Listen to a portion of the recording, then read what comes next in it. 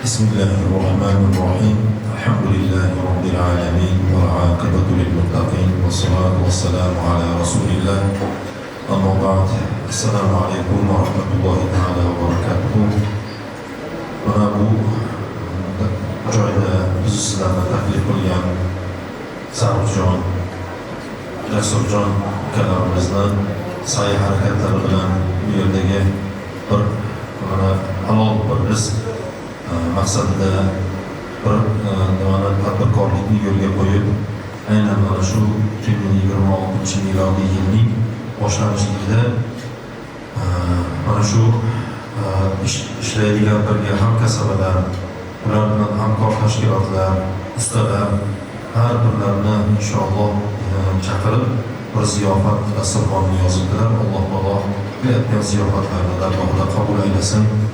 Tadbirkorlik bu islomda targ'ib qilingan bir ishlardan hisoblanadi. Chunki halol yo'l bilan rizq topishlik, odamlarga foyda yetkazishlik, chunki bu payg'ambarlarning sunnati hisoblanadi. Qur'oni Karimda Alloh taolo marhamat qilib aytadiki: "Ya ayyuhar rusulu kulu minat toyyibati wa'malu solihan inni bima ta'maluna basir." Ey payg'ambarlar, kulu minat toyyibat, ya'ni pokiza narsalardan yenglar va halol mehnat qilinglar va Alloh taolo sizlarning ishlaringizni albatta ko'radi deb Alloh marhamat qilyapti.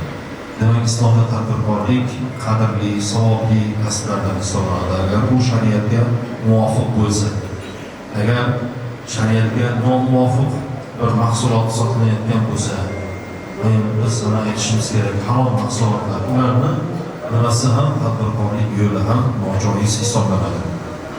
Islomda tadbirkorlikning o'rni ibodat darajasida. Hatto Rasululloh sollallohu alayhi vasallam halol rizq izlash har bir musulmonga farzdir deganlar. Sahih hadisda keladi. Chunki albatta Davud alayhisolatu vassalom o'zini qo'llarining mehnati bilan kun ko'rardi degan hadislar bor. Shuning uchun payg'ambarimizning yana muborak bir hadislari التاجر الصدوق الأمين مع النبيين والصديقين والشهداء. Halol, to'g'ri so'z, ishonchli tadbirkor, bir tijoratchi.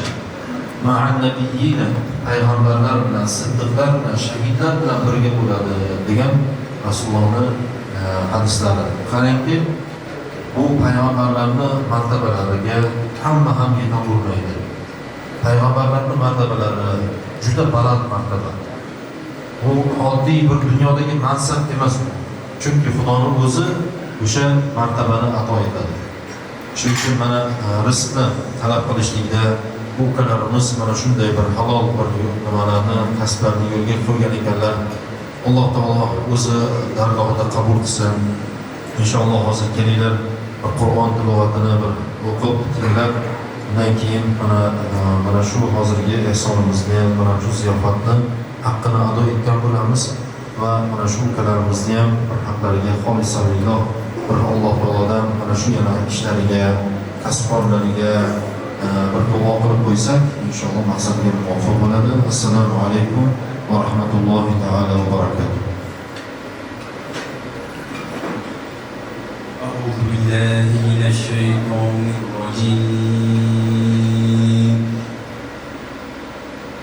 Bismillahirrahmanirrahim. Ar-Rahman 'allama al-Qur'an, khalaqal insana 'allamahul bayan. Ash-shamsu wal qamaru bihusban, wan najmu wash-shajaru yasjudan. Was-samaa'a rafa'aha wa wada'a al-mizan, alla tadghaw fil mizan. Bismillahirrahmanirrahim. Qul huwallahu ahad, Allahus samad, lam yalid wa lam yulad wa lam yakul lahu كفوا أحد سبحان ربك رب العزة عما يصفون وسلام على المرسلين والحمد لله رب العالمين. بسم الله الرحمن الرحيم. ربنا اغفر لنا ولإخواننا الذين سبقونا بالإيمان ولا تجعل في قلوبنا غلا للذين آمنوا ربنا إنك رؤوف رحيم.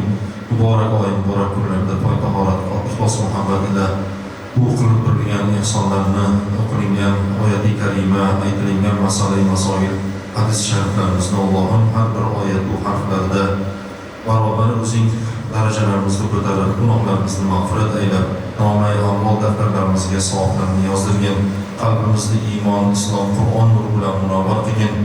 Allohning qilgan barcha yaxshiliklarimizni Allohning o'zing darajalarini ko'tarib ato etgin. Bilib bilmasdan qilgan gunohlarimizni o'zing mag'firat qilgin.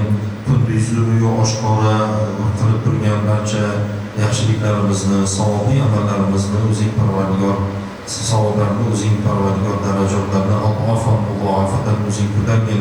Va xosatan bugungi mana shu tadbirkor ukalarimizni chaqirib bu joyda barcha hamkor tashkilotlar hamda ustalarimiz, bu yerdagi ko'pchilik mana shu yerda taklif qilinganlarni Alloh bosib kelgan qadamlarga ajr hasanotlarni ato etib, ehson sohiblarining Allohim ehsonlarini qabul qilgin.